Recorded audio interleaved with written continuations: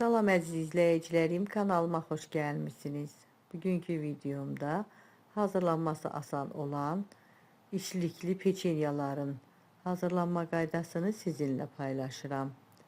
Yumuşaq, dadlı, içlikli, çay süfrəsinə yaraşan ləzzətli peçenyalar alınır. İndi keçək hazırlanma qaydasına. Peçenyanın xəmiri üçün 200 qram duzsuz kəsmik götürmüşəm. Üzərinə 2 ədəd sındırdığım yumurtanı əlavə edirəm. Çay qaşığının 1/3 qədər duz, 3 dolu təpələmə xörək qaşığı şəkər tozu, 5 yemək qaşığı da bitki yağı əlavə eləyib bu ərzaqları biraz yaxşı qarışdırıram. Mənim istifadə elədiyim kəsmik nəmli kəsmikdir.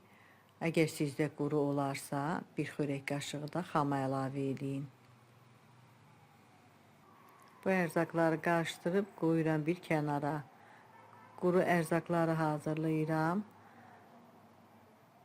2 stəkan unu ərzaq qabına töymüşəm. Bu unun bir hissəsidir. Üzərinə 1 paket 5 qram şəkərli vanil, 1 çay qaşığı tam dolu olmayan silmə qaşıq qabartma tozu, 1 çay qaşığı da qarğıdalı nişastası əlavə edib qarışdırıram.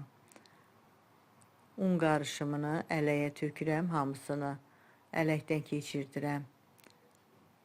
Ələkdən keçirəndən sonra əvvəlcə biraz qarışdırıb əlimlə xəmir yoğururam. Ələ yapışmayan yumuşaq bir xəmir olmalıdır. Ona görə də unun hamısını birdən əlavə eləməyib, hissə əlavə eləyirəm.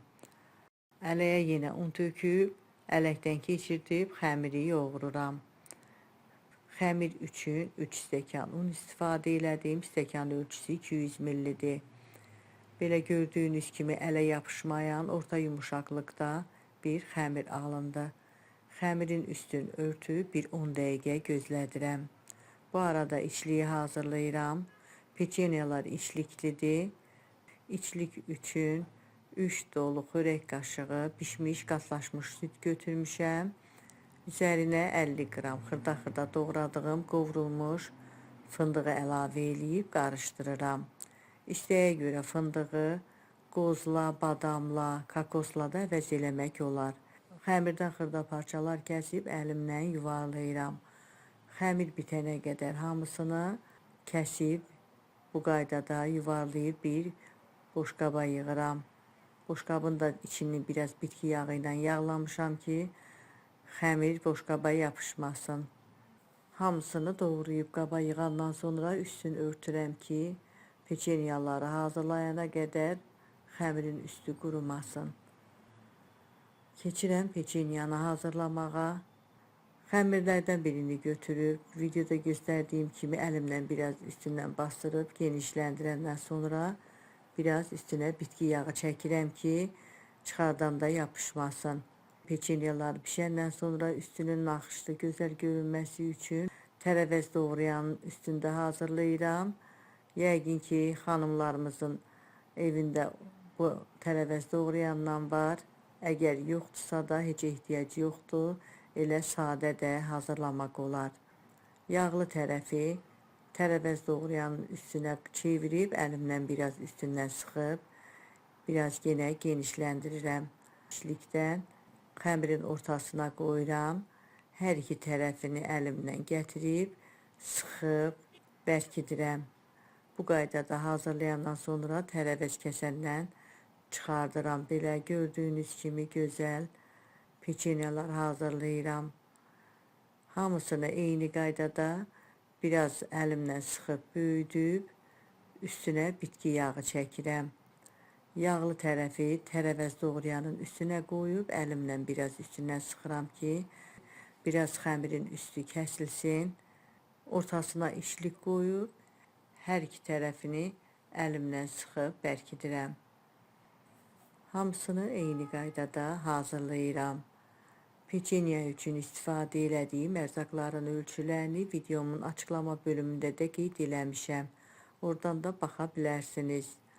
Peçenyada da istənilən dəyişikliyi eləmək olar. İstəyə görə bişmiş qatlaşmış südü cemlə ya da şokolad yağı ilə də əvəz eləmək olar. Hamısını bu qaydada hazırlayıb yağlı kağız sərdiyim formaya düzürəm.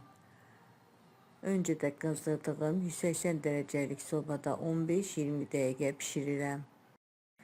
Peçenyalar artıq pişib hazırdır. Çox gözəl peçenyalar alınıb, çox yaxşı qabarıb.